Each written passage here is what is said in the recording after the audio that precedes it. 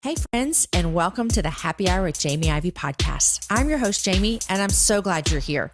Each week on this show, I invite a girlfriend to join me and we chat about the big things in life, the little things in life, and everything in between.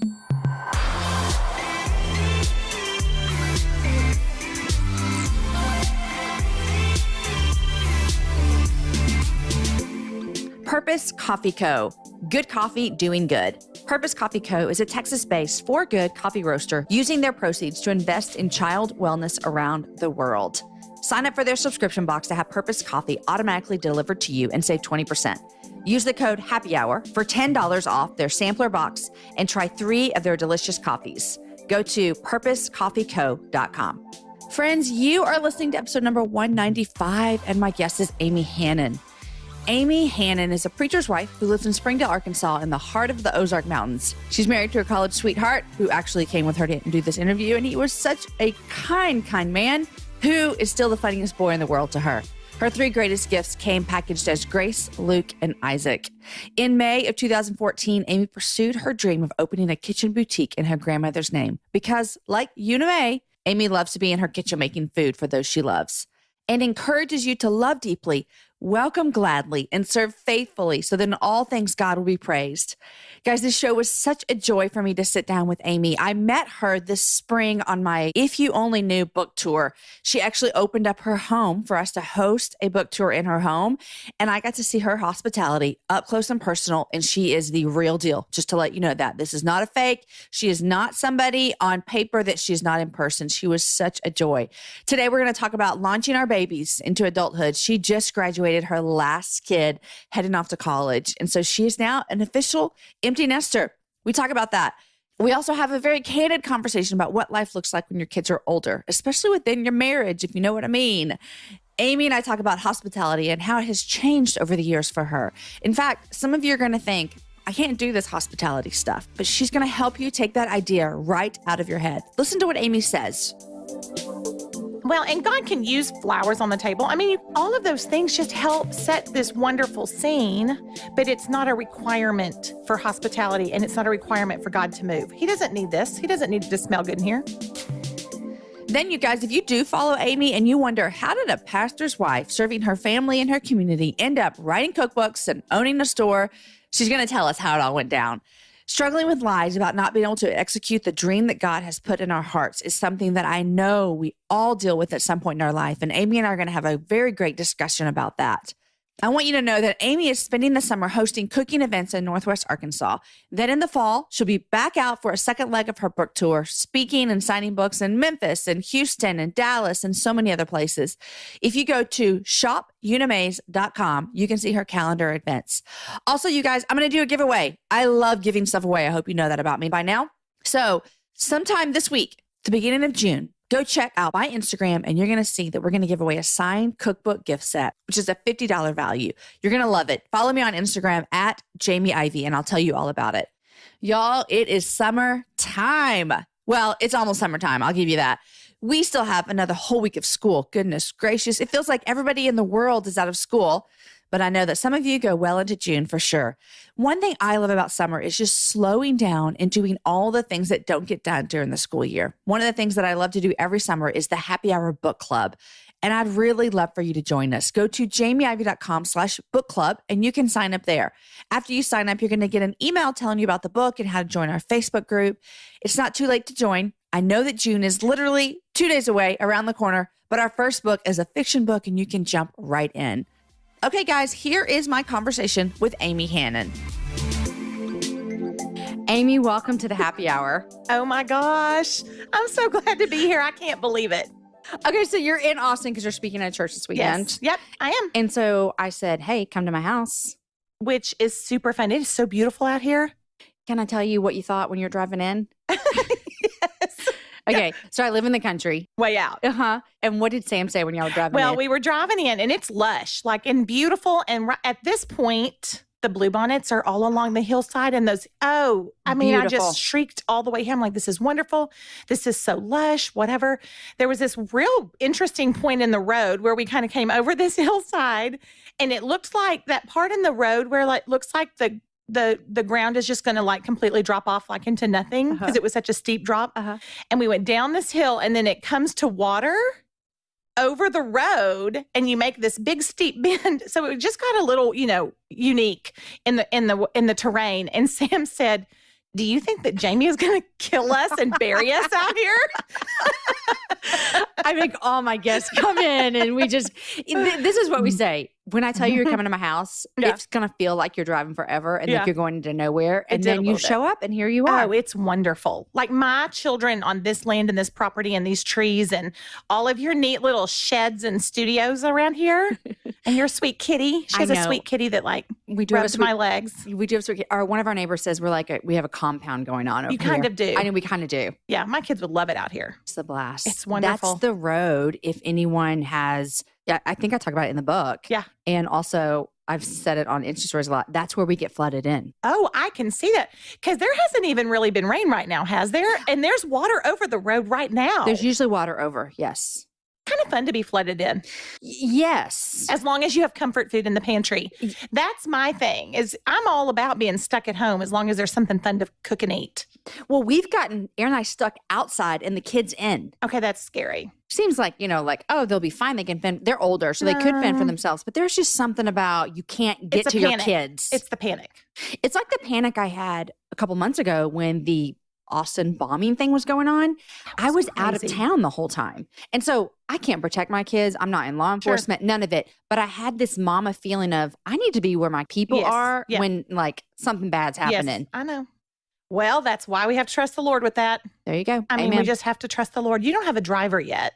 Once you get a driver, a 16-year-old in a vehicle, everything you think you ever thought about control goes out the window. You realize, all right, Lord, all this time I thought I had my kids really in my control. And yet we got nothing. We have nothing, and nothing makes you realize that more than when they turn 16.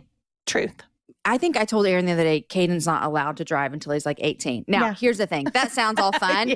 How bad do I wish Caden could drive his brother to baseball practice tonight? Or pick up milk. Oh, my gosh. Or grab a pizza or whatever. Run a bill. Do people run bills anymore? Not much, but if they did, we could. Yeah. Hey, take this to the post office. I've already got, whatever. Oh, it is like the convenience of a 16-year-old driver far outweighs the fear of it. And so it's a sweet balance. It's a tension, yeah. Mm-hmm. Oh, yeah.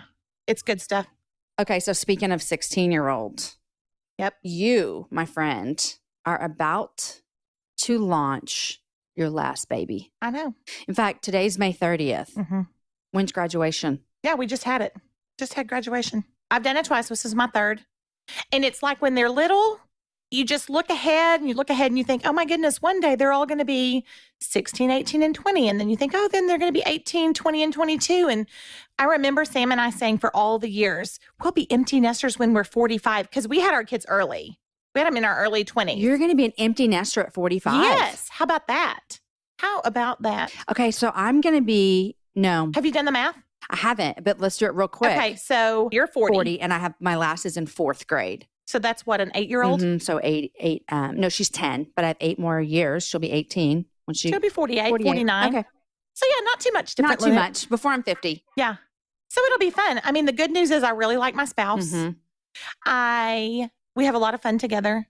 The other good news is that God has been faithful in the lives of my kids, and they have real relationships with him. And so the peace and the excitement about launching them into the world is pretty great. Mm-hmm. I mean, really, it gives me a lot of joy. Now, can I crumble up in a fetal position and cry my brains out that I'm not going to make any more sack lunches?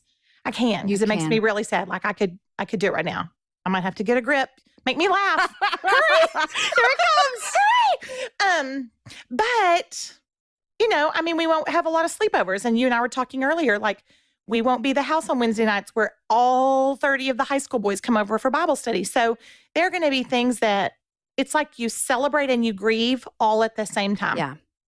I remember I had a friend one time when I had little bitty kids and hers would have been middle school and high school. Right. And now all hers are out of the house and I'm coming up on that.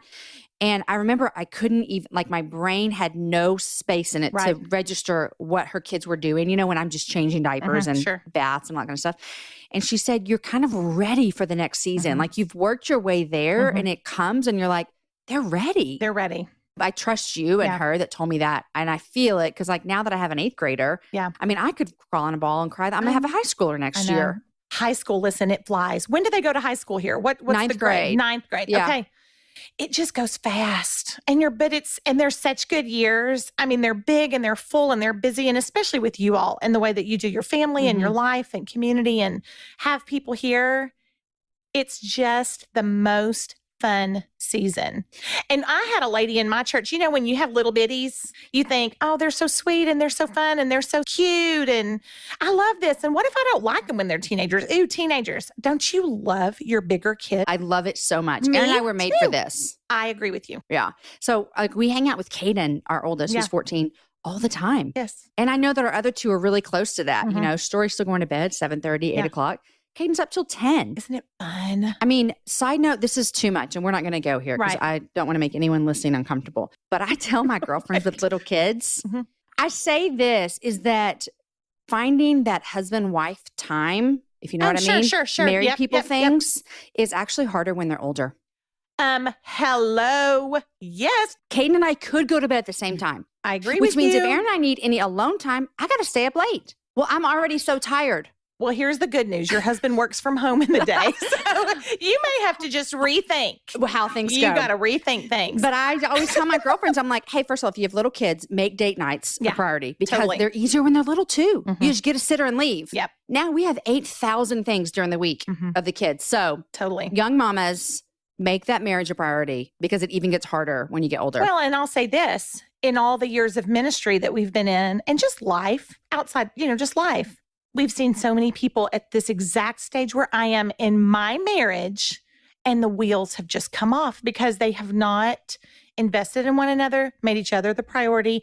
And it's hard. Listen, when you've got 3 kids and you've got your 4 and everybody's going in 1,000 directions and all your conversations turn into nuts and bolts. Who's taking who? Did you pick up this? Is the uniform clean? Somebody has to go to teacher conference. Whatever. I mean, all of those kinds of things. It's understandable. I mean, it is the truth of the season. But if you don't have an awareness that you have to be intentional, get above the nuts and bolts, then you will find yourself with this season that I'm going into not having had a regular, intentional, good, meaningful conversation or heart to heart with your husband in years. That's so true. And I've seen it and it breaks my heart for people.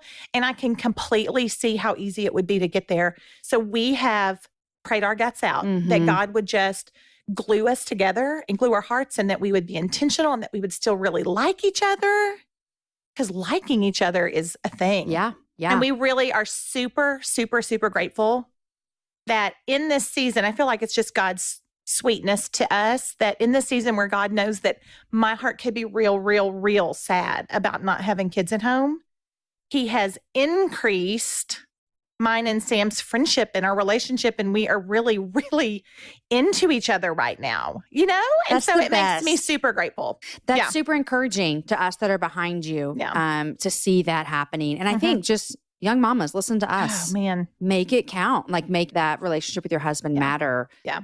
Dare I say, more than the relationship with your kids. Yeah. I mean, it has to. Because I say this, here's what's going to happen. If Erin and I both live to be 85 or 92, like Mrs. Bush, she just passed away yesterday. Yes, I know. yes. If we live to be that long, most of our life will be spent with just each other. Yes. Oh, yes. These kids are going to be long gone. So it matters. It matters. Well, I like seeing you and Sam all lovey-dovey with each other. I know. Y'all are I like cute. it. And we're on this date weekend in Austin and y'all have been so good. And you and your friends have all given me all these wonderful texts about places to eat and things to do. And okay, Amy, let's jump into you and what you do. We met online. Yep. I think you sent me your cookbook. I did. Yes. And you sent me a towel and a candle, which I adore. And then I started following you. And I've said this 1,000 times. I thought your name was Una May. Which I know. Everyone does. Everyone does. And so we started following you. And then you reached out to us and said, hey, I want to host a night for Jamie's book tour. How fun was that night? That night was so much fun. All of your nights were wonderful. I've been watching them, and the people who are rolling out for you are pretty great. I mean, they're special. But I just was real tickled. I was really tickled about the night in Northwest Arkansas. It was so great. It was fun. And you opened your home to strangers. I did. How was that for you? Well, let's be clear. I'm an extrovert, and I'm a 7. Yes. And I'm a pastor's wife. So when you say open your home to strangers, to me, I don't know any strangers. Like, nobody's a stranger to me. It's just the lady at the grocery store is not a stranger to me. The lady at my Sonic that brings me my Diet Coke is not a stranger to me. So a lot of people say, oh, strangers. And I'm like, to me, everybody's a friend. So it's probably just my mentality. I saw that in action because before the night at your house, we did a book signing at your store, which we'll talk about. Yes. Mace. And everybody that came in the door, I thought you knew them. But you didn't. Well, I like to think that I would know them by the time they leave. See? I know. You know what? My mother is that way. And it's the kind of thing that, when you're younger, you kind of roll your eyes. Like, I'm sure that I mortify my children. But, I don't know. To me, hospitality is making people feel like they matter. And it's a warm welcome. And it is looking at people's faces and getting to the heart of things. And so to me, I'm like, well, we'll do that at the grocery, or we'll do that at the post office, or... Yeah. Has that always been a value for you, or did you kind of grow into that? That is a great question. You should be a podcaster. You know what? I think I have always, like, as long as I can remember, I'm a people girl. Always, always, always. So being a people person, because the Lord wired me that way, and then created this role as a pastor's wife for me, which of course I would have never dreamed, but here we are, and I've loved it. I just think the Lord, you just kind of look back. How did God make me? What are my gifts? What are my strengths? What do I love? How does God use me? The things that you hear, you see people respond. And then I've got these roles and these seasons in my life. And I just think I'm just doing what I'm supposed to be doing. And you love it. And you do it so well. I do love it. I do love it. Okay. So how has hospitality looked different over the years? I mean, we've talked about you're graduating your last kid. Mm-hmm. And so we've got 22 years of hospitality as a mama. Yeah, totally. And then just on the flip side, as a woman and as a wife, and now you have a business almost of hospitality. Yeah. So how has it looked different over the years? Well, I mean, I will say I had it very wrong at the beginning. Okay. Well, because, and you talked about this a little bit in your book, and I think all women are this way. We are dying to find our thing that feeds us and gives us meaning, and people affirm in us. You just kind of need that. You need those things. And so I, early in my marriage, when I stayed at home with my babies, I watched Martha Stewart Living every day, and Real Simple magazine was on my counter, in Southern Living and all those things. And so I was filling my mind with all these beautiful messages of home, but it really got in there, and it made me think, I'm going to do this so that people think I'm something.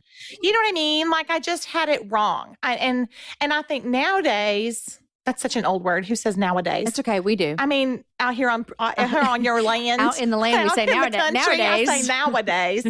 But I think now, the modern day influencers of our hospitality hearts are Pinterest and Instagram and social media and all those, still magazines. I love a paper magazine. Yeah. And so I lived for years with hospitality wrong. The focus was on me. It was me listening for applause. It was me doing things so that people would compliment me. And it made me very unhappy. Because why? Oh, well, your husband hates your guts because you're griping at him and you're saying, pick your stuff up and don't do this. And you're so caught up in the preparations. It's so Martha. It's so, not Martha Stewart, but Martha.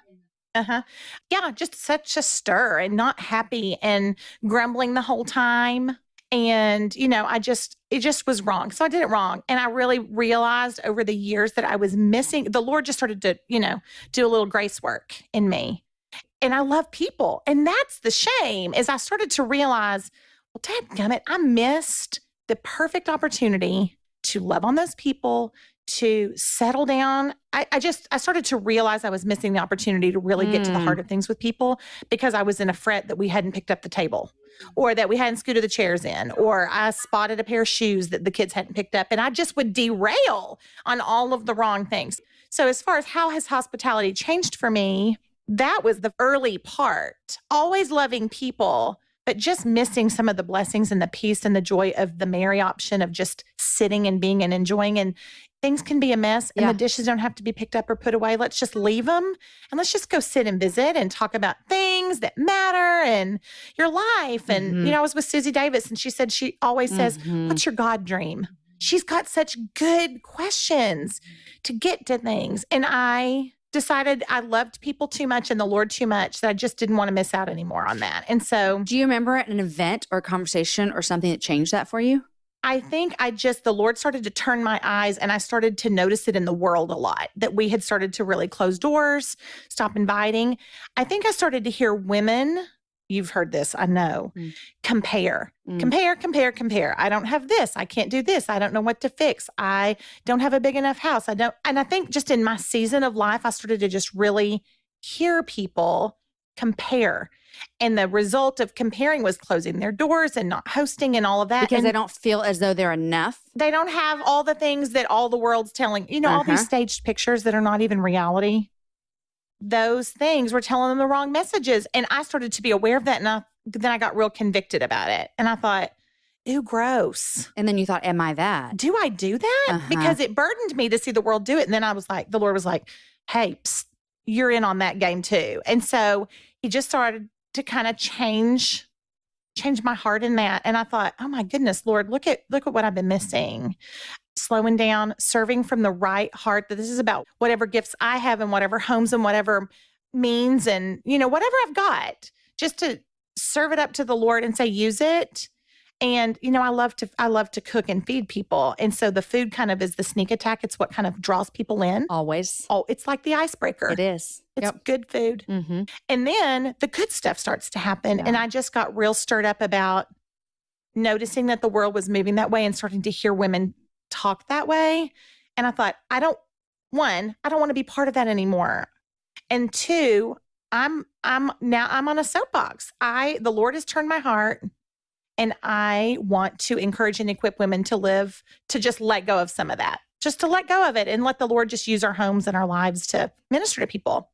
Well, I think it's super encouraging because it's encouraging to all of us who feel as though, I don't have the gift of hospitality, or I don't have the gift of decorating, or I don't have the gift of cooking. The truth is, and you learned this, even though you do have all of those giftings, you still learned the lesson of it's actually not about those things. Not about those things. Right. It's about what happens inside the home. Well, and God can use flowers on the table. I mean, you can 100%. Your studio is cute. Y'all, her studio is real, real cute. Oh, thanks. It smells good in here.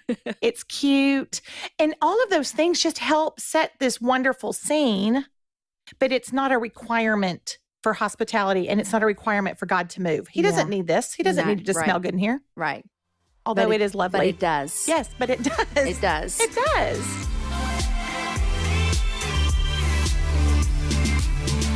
Hey guys, I know you're loving this conversation with Amy, but I'm going to break in here real quick and thank our sponsors because sponsors make the happy hour possible. First, I want to thank Purpose Coffee.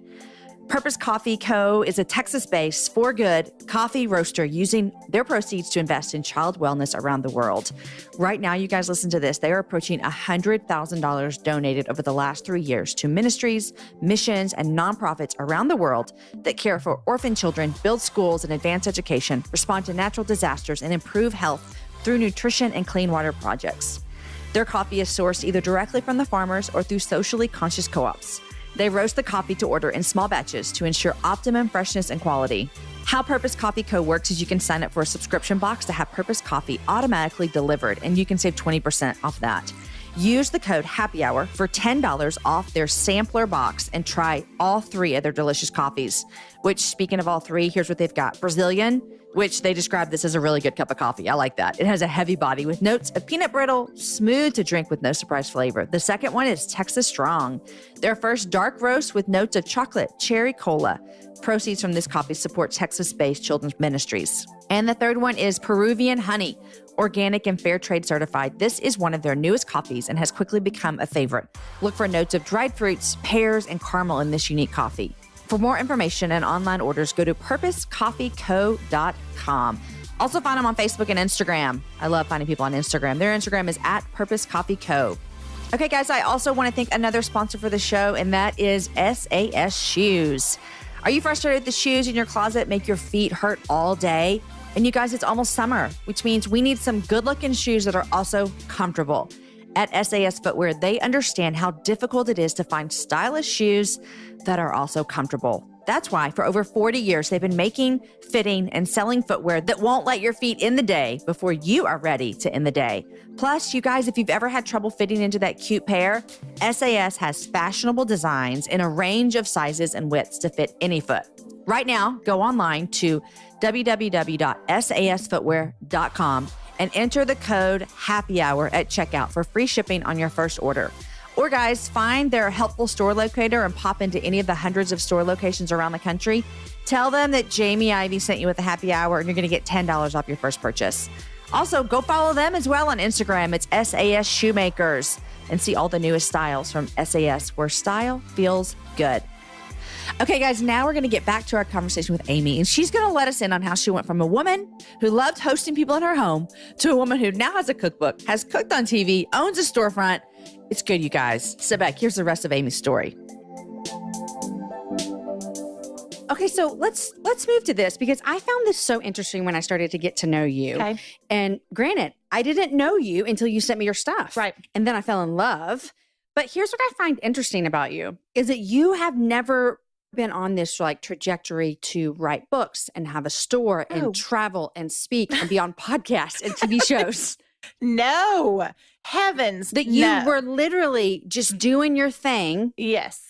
And stuff started happening. What's the first thing that happened that you went, well, this is weird? Well, okay. So remember the bird. Okay. I'm going to bring us up to here. Ready? Okay. Seasons of life, all the babies. There you right? go. Mm-hmm. Everybody started to get older. And I started to say, God, what do you want me to do in this next season of life? If my primary was home and ministry and cooking for and feeding my church members and my kids and their friends, and they're all getting older and out of the house, what do you want me to do now? What do my days look like? Yeah. Always had stayed at home. Rarely showered. I mean, true. Hung out, watched a whole lot of daytime television and all of those things. And I asked God, well, how do you want to use me in my next season? And listen, don't ask. I was like, I just got this stirring that God wanted to do something. When I would pray, the only word I would get from him was the word bigger. And it scared me, and I would cry about it. And I would go tell Sam, I think God says he wants to do something bigger, but I don't know what that means. And I'm really, really scared. And I don't think I want bigger. I'm good. I'm good here. And to be all in like sincere, like just reality here, what does bigger even mean? I don't know. You know what I mean? When you're Yes. you're taking care of your babies and feeding your people, and then you go, bigger? What's bigger? And I don't want to be a weird spiritual person, but I mean, he didn't write it on the wall and he didn't whisper it in my ear. It was in my guts, and it was so heavy on my heart, and it's the only word I got.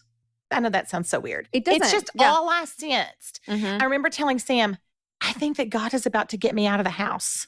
I remember saying That's bigger. I mean, bigger. Yeah. And it could have been, I'm going to work full time. I mean, Right. I didn't have any idea. So my wonderful husband, who is so insightful, he said, well, let's pray about it and let's just process. And he said, what are you passionate about? What are the burdens on your heart? What do you, if you only had a few minutes with a young wife or mom, what would you tell her? And I said, well, God's really put it on my heart about encouraging and equipping women to live out hospitality and to use their seasons in their homes to impact lives. And he goes, well, start praying about that. And I was like, okay. And so I did. And then there are about 150 things, and I should have written them all down because they're just so good. The Lord was just sweet. One thing after the next, conversation at the grocery store, text on my phone, Bible study ladies, all of that. I realized, I know this is not, I didn't go to, Ghana and adopt 58 babies, but I opened a kitchen store. That was the first thing you did. It was the first thing I did. 41 years old. 41. Never been a retailer.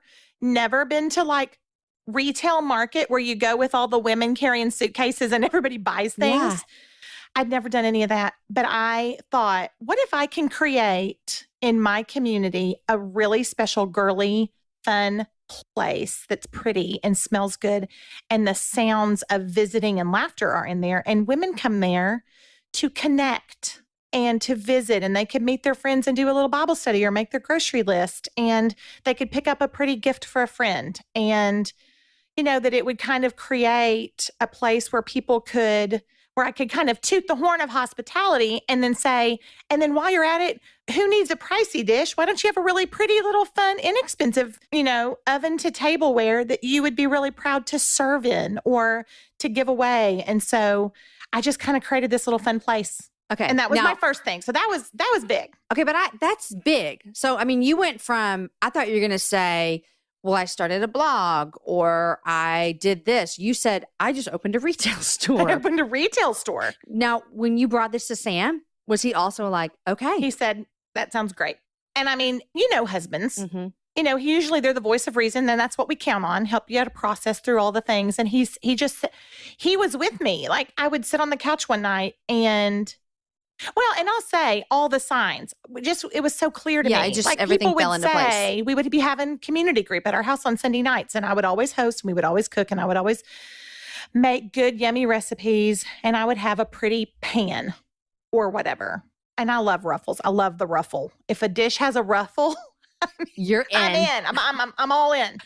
And so I would have a pretty pan, and all of the women would say, gosh, that tastes so good. I want to get your recipes. And where'd you get that pan? And then, every single week people would talk about the food. And then women started to say, I just don't have this confidence to have people in my home. How do I do this? And it's just, it's so funny. I remember when we were in college, we did the Experiencing God Bible study. You were probably 12 years old. I did it in middle school. Okay. All right. Well, high school. Yeah. Oh, I'm only 5 years behind you. Oh, okay. Okay. Yeah. That makes me feel better. Mm-hmm. Did Experiencing God. And I remember one of the moments it was talking about when you're trying to figure out what God has in your life, it was just to kind of look around and see what is God doing? Like, look at your circumstances. What is God doing through people to steer you? And I was like, it was just all these things. Yeah. Conversations and texts and people expressing their interest. And I thought, maybe this is my platform. It is my passion, and I wanted to encourage people. And then I thought, well, maybe this is what it is. And let's be clear, we were sending 2 kids to college. And so if it was something that we could do that could be my Proverbs 31 effort to be a ministry, let the Lord be unleashed to do whatever he wanted in my little walls of my store. And if it could help generate income in the most expensive season of our life, then I was going to be able to do that. Okay. So you start Unimaze. Yep. And tell, I think I know now, but tell them where Unimaze came from. Okay. Unimay is my granny. She was the granny that lived across the street from us my whole life. And, your memories, so many people have such fond memories of their grandmothers in the kitchen. She's the one that cooked. She taught me how to make homemade mac and cheese. She taught me how to make peach fried pies. Both of those are in the cookbook. She hosted every holiday. Yeah. It was just, she was the place we gathered.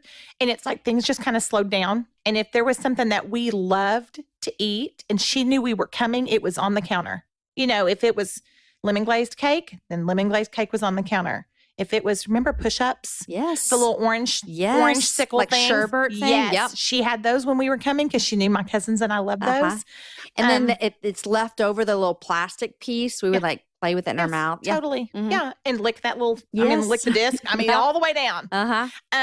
But yeah, she just modeled hospitality to us, and I just loved it. So your store, Unimaze, you open up a store, which is just... Oh, it's a fun little It's in if I had an alternative life, I would own an amazing bookstore / coffee shop out here in my little town. You are that girl. This would be, I tell Aaron that's my dream all the time. Yep. And he says, well, you have a job. And well, but remember, I didn't start mine until I was 41. So you just wait. I got a year. And you've got a season coming too. That's Who right. knows? That's right. Who knows? So you start the store, Unimaze. And then where did a cookbook come in? Well, the next shocking thing that God did was only about 6 months after I opened my kitchen store. And I'm still getting my bearings on becoming a retailer. This is business. It is business. And I had to learn how to do business. The next thing that was actually, before I even get to the cookbook, which was probably the other God-sized thing to me, that really affirmed to me that I was in my sweet spot, that he had some intention. There was some intention and purpose with where I was in my season with this hospitality thing, is that a local television station, the NBC station, came to me. I thought they were coming to meet with me to ask me to advertise on their, pay them to advertise. And they said, we have a daily cooking show in Northwest Arkansas, the River Valley, it went into parts of Oklahoma, a viewership of like 500, 600,000 people in that area. And they said, would you consider being the host of a television show? And I was like, that's so nice of you, but no, thank you. And you really thought no at first? Oh, I said no without question. And then I came home and talked to Sam, and he was like, well, I don't know. I mean, what a cool opportunity. And then I talked to my best friend that's one of my, my friend Beth, and she was like, Amy, what a cool opportunity for you. And I was like, yeah, but I'm pretty scared and ooh, and whatever. And I told them, no, thank you. And then they came back and they said, no, we really would really like for you to do this. And I told them, I said, here's part of my hang up. My hang up is, for me, cooking and hosting and hospitality, I cook for a reason. And it's so that I can usher in the goodness of God in the lives of people. Food is the means to an end. And the end is to impact lives for the better. You're telling this random TV station person and I this? told them this. Well, the girl that was real sweet that came to me is a believer, and she's so awesome. And I told her, I don't know how to host a cooking show and not talk about the Lord. I cook for that reason, and I don't know how to separate those things. So I will take this opportunity as long as I can use it as a platform to sneak in the purpose of how and the impact that home and cooking can have. And she said, great. And you said, oh, wait, you're supposed to say no. I know, because I'm real scared of this. You're like, that's not how this is supposed to go. I thought that this was your out. And so she said, okay. She said, okay. And so, I mean, it was one of those things, I've told people before, I feel so Moses about a lot of this because it's very new for me. And I'm like, I'm just a stay-at-home mom, and I don't have a ton of business experience, and I certainly don't talk or speak in front of people. And who knows how to cook on television? No one. Jada. She's the one that knows, but I don't. Who's Jada? Oh, come on. Is she the one that always has her boobies hanging out? She does. Yeah. She does. I know who she is. I know. Yeah. Because I always turn the TV when she comes on. Yeah, especially if your spouse is in the room. And my boys. I know, right? Yes, Giada. And so I'm like, who knows how to do any of this? But it was just like those things that the Lord just kept saying, I'm going to do this. And I'm not kidding. It was like Holy Spirit smack talk to me. Every time I would say, I'm scared, I don't want to do this. And God would say, I told you bigger. And so I'm like, oh, brother Ben, I got to buy real clothes and be on television and shower and remember to pick my chin up. I have to remember to hold my chin up on television. So I did that for 2 seasons. And in the process of that, I had an agent from Dallas that started following me on Instagram. And she said, I love your message. And we've made your food. And all the ladies in our agency follow you and cook your recipes. And so did you like the TV stuff? You know what? I ended up really liking it. Yeah. It was really fun. It was really, really fun. We could do a TV show together. Oh my gosh, for real. Don't. Okay. That's also my second dream in life is to be like Kelly Ripa. Host a TV show. Aren't they? She weighs 12 pounds. Wet. We need to feed her something. Yes. Like pronto. Yes. You'd be great at that, but you did radio, right? Yeah. Mm-hmm. This is your thing. You're a media girl. I like media. Media's fun. So I'm glad you liked it. I did. And it surprised me. It was a lot of work. I'm sure. And they filmed it in my house.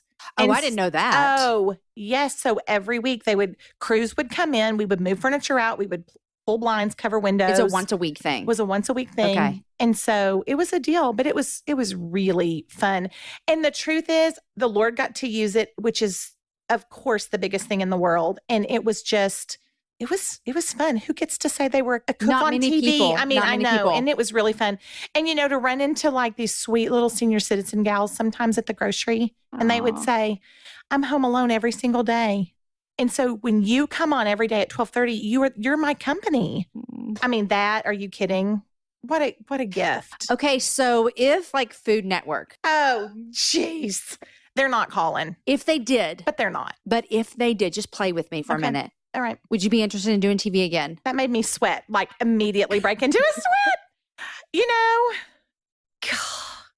I just say yes. I know you were good at it. Here's the thing. I love to cook, and I loved TV, and I loved the impact that it had. And I love that I got to encourage people to use their homes and to make cooking approachable, which, I know you're not the cook of the house. We'll have to talk about that later. I'm an eater. Well, yeah, you're a vegan. We'll talk about that later. I am only when I'm around Aaron. And me. No, I'm only a vegan when I'm around him. Oh, you are? No, you got a vegan coffee in Arkansas, and I'm never going to let you live it down. I did, but I ate chicken fingers on your deck. You did eat chicken fingers on the deck. I'm telling you, I'm a little of everything. Okay, that's good. I'm all things to all people. You are.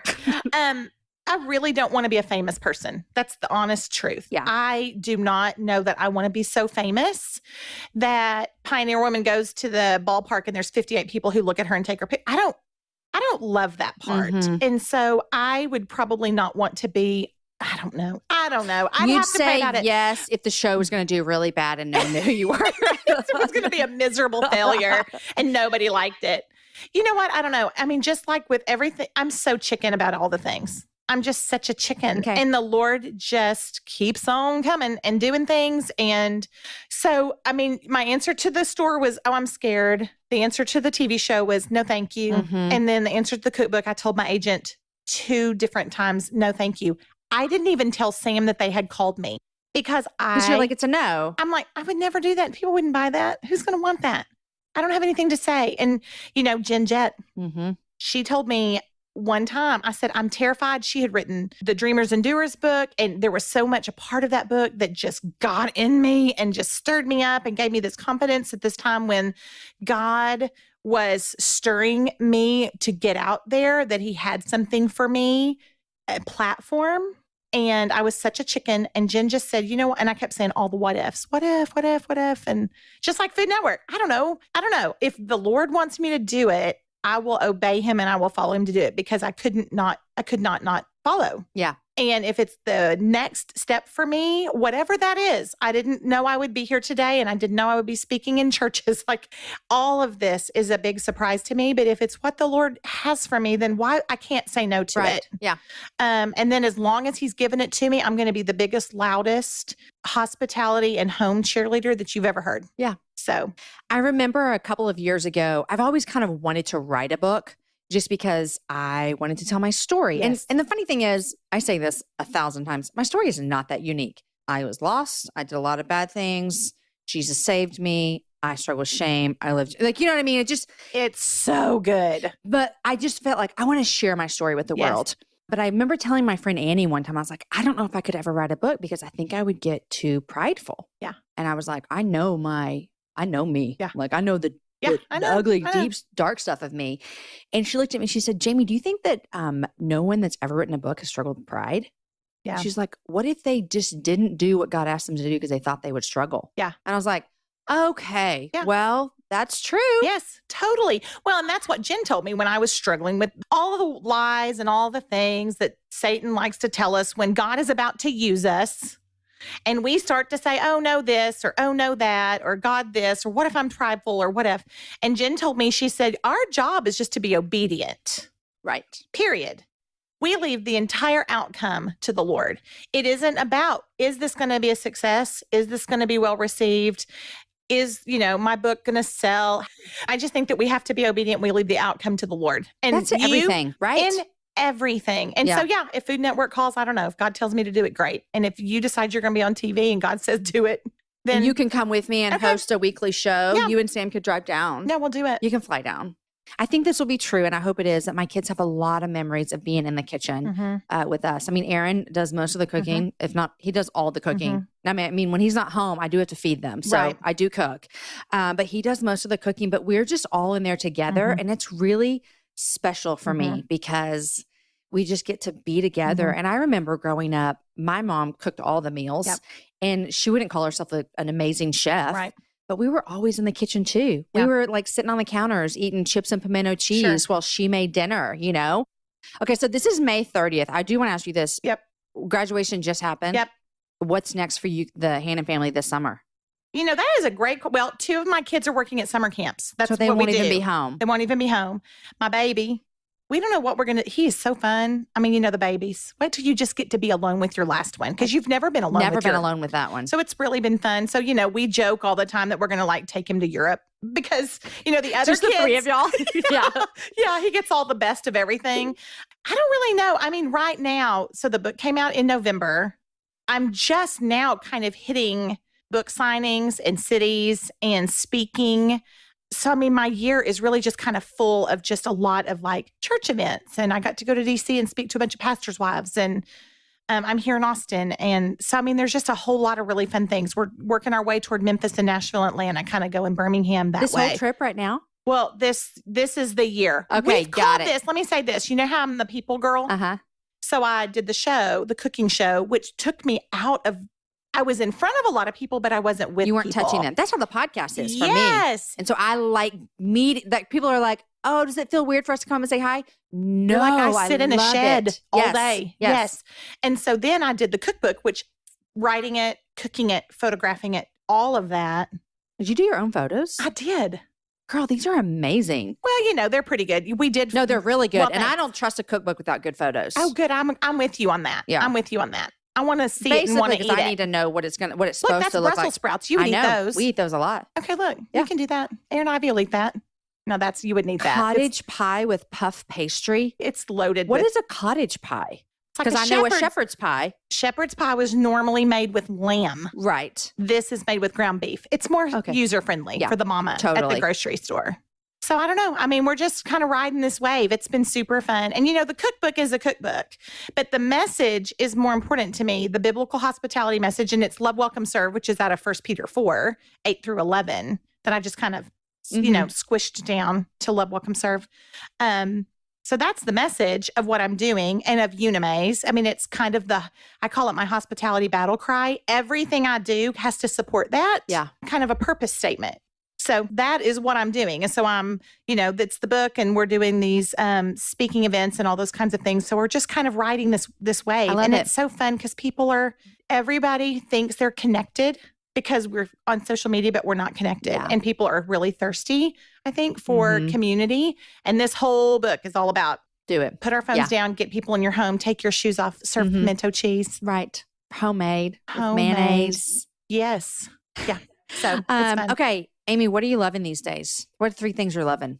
I'm into my husband. I told you that, right? One thing that I love that I see with you guys and that I feel with Aaron is that there's not this competition either. Is that Aaron is not threatened by my success. Mhm. He's not threatened that people maybe know who I am. He's not threatened that even I travel more than he does now. Right. And I don't even think that's a good thing, you know? Right. Like Yeah. traveling is Yeah. not all it's it's not the Yeah. best thing in the world. But he is such a cheerleader. And I see that with you guys as well. Well, and I think for y'all and for me and for us to talk about y'all's, sweet, healthy marriage and our sweet, healthy marriage and God's being so sweet, just so good to us and showing us such favor. I think it just goes back to just surrendering to one another and wanting the best for each other. Yes. And I think when you just outserve one another and just want the best for each other, even in the little bitty, not this kind of big stuff, whatever, but No. in your everyday at your house. Mhm. I'm going to make him a glass of water and bring it to him on the couch. Not, well, you can get up and make it yourself. Exactly. Yeah. I mean, even in the little and even in this Yeah. weird, fun, these bigger opportunities, I mean, just that you love each other, Mhm. you've committed to them. I think you build a marriage on friendship. I mean, if you aren't friends, I don't know what you would do. It would be hard. I Yeah. know. Yeah. And then I think you just cheer for each other Yeah. in the big things and the small things. And we're in it to win it. Yep. Anyhow. Okay. You're That's so loving fun. your man. Loving my Anything man. else you're loving? I'm currently into the black and white mocha at Starbucks. Oh, I don't Have even know what this is. Well, it's not vegan. I actually told you. get my thing at Starbucks is almond milk latte. I don't. I know. I just don't. I know. I just don't. I had a chili dog on the way here, so Listen. I told you I'm all things to all people. I know you are. Black and white mocha. It is like the regular mocha is too chocolatey for I me. agree. Yes. Too chocolate. Uh-huh. The white mocha I love, but it's a little too sweet. So they've taken the two and they've made a black and white mocha. It came up on like my friend Beth's Twitter feed and she texted me immediately and said, this is our what you need, answer. yeah. This is it. This is the answer. Okay. Black and white mocha. What else? What else do I love right now? I think for me, I know I could say, funny things or whatever, but I'm being honest. I'm in the last, oh Lord, here I go. I might cry. I It's know. okay. We made it. I'm in the home stretch. This makes me want to cry. I'm in the home stretch of my kids. I have just a handful of months left with babies at home. So I'm up making his breakfast. We're having coffee in the morning. I mean, he's bigger. He's the biggest kid in our whole house. He's taller than Sam by a head, and he's just precious. And I'm like, I'm just going to finish strong. Yeah. And I'm loving him coming in the door in the afternoons, and we sit and we visit. And I am just savoring every second, because as fun as all of this is, and as much as I'm crazy about Sam Hannon, I'm just about to have a different season. And so, well, that was a downer. What can we do? Quick. No, I'm serious. Seriously. What's it going to be like next October when you have no kids at home? Well, I've told Sam we need to go to Italy. I'm like, listen, Mama needs a trip, and we need to have something exciting to like have You on need the something to calendar look and look forward to, yeah. and all of that. You know what? I'm so good. And like I said, it's like you, it's so bittersweet. My kids are great. The Lord is so good. And we are really liking each other. And it's like, this stuff is all picking up for me, these engagements and these women and these opportunities. It's the Lord's perfect timing. Yeah. Mm-hmm. It is, because he knew my heart would not want to be divided between work and my children. Mm-hmm. And so he just put the pedal to the metal on these gifts and this message at the right time in my life. Mm-hmm. And so I think that when I turn the page of not having my kids at home anymore, I've got these wonderful new opportunities that just fill me all the way up. I mean, gathering women and listening to women visit and encouraging them and hearing their stories and putting out good food and telling young mamas, just learn how to make 2 things and invite somebody over. You don't have to know how to make 58 things. Make 2 things. But just embrace your season and use your home and let God just run wild with it and be intentional. I call it intentional kitchening. Yeah. So I think we're good. Okay. But I would love to go to Italy. Well, I think Do you want to go? Dr. Hannon, I heard that. I think Dr. Hannon needs to take you. Maybe that'll be our television show. Maybe you and I could have a television show where we travel to exotic places. Okay. I'm in. How about that? I'm in. You pitch that to somebody. You have more connections I don't know than who I I'm do. pitching to. We're going to pitch it to somebody. Amy, anything you're reading these days? I've read your whole book this spring. Thank you. Golly. It's kind. I've already told you. It was good. I dog-eared, I highlighted. I loved that part where you talked about you have a table that's special and you had meaningful, hard, good, wonderful conversations with your dad. Mm-hmm. I've read that. I'm trying to think what else. For me, I'll be honest, I'm not a big time reader. I'm a 7. So if that helps you know anything. Mm-hmm. So focus for me to sit down for a long time is kind of tough. But my favorite thing to read every day is my devotional book, Paul David Tripp. Mm-hmm. Do you know that one? Oh, yeah. Ooh, that one is so good. It's good and meaty. Yeah. Golly, I've read a bunch of books. I've read Susie Davis's book. I've read your book lately, Jenny Allen. I mean, we're loaded down. Love it. I need to do the Wash Your Face. I haven't read Wash Your Face. Girl, wash your face. I haven't read it yet. You got to say it like this. Girl, wash your face. Wash your face. That's Rachel Hollis. Yeah. Amy, thank you. You're fun. Thanks for having me. Today's show is brought to you by SAS Footwear. Making the decision between wearing stylish shoes or comfortable shoes should not feel impossible. SAS Footwear makes that decision easy with shoes and sandals to keep you on your feet all day in style.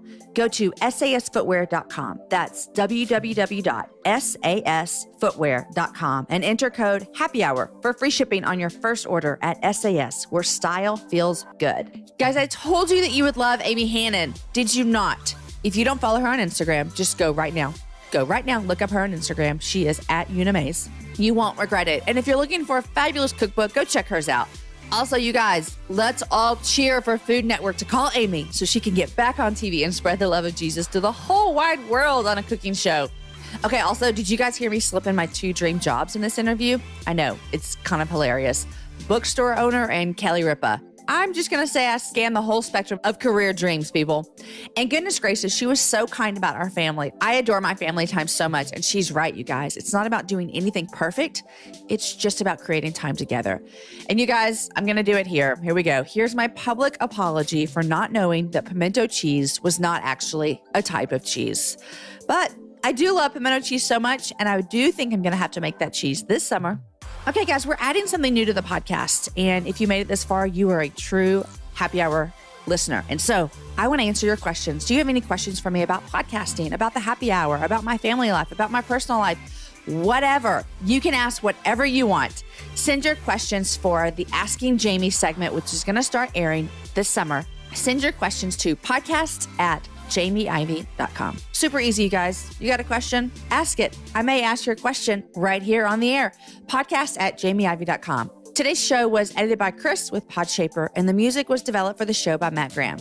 Next week, my guest is Rachel Henry. I don't quite remember how I heard about Rachel's story, but Rachel's story in an email was one of those emails that I couldn't shake. I kept coming back to it. Thinking, should we have this girl on the show? Should we have this girl on the show? And at the end of the day, I felt as though her story had such a redeeming impact on my own life as I read her story that I wanted you to hear it as well. Now, her whole family came in an RV to Texas from Florida, and they stopped by my office to record an episode, and her kids played in the party barn with her husband. And I want to tell you this real quick. The show is super difficult to listen to. I'm going to give you that. We're going to give you lots of fair warning at the beginning of the show next week. But I want to tell you that if you can get through the hard stuff, the scary things, our worst nightmare things, then you're going to be greatly encouraged by how God has been faithful with Rachel through the end and how she has been able to forgive in a situation that seems quite unforgivable. Guys, enjoy your week. Happy almost June. Share the show with a girlfriend. Have a happy hour with a friend. And I will see you guys back here next week for the first show of June with Rachel Henry.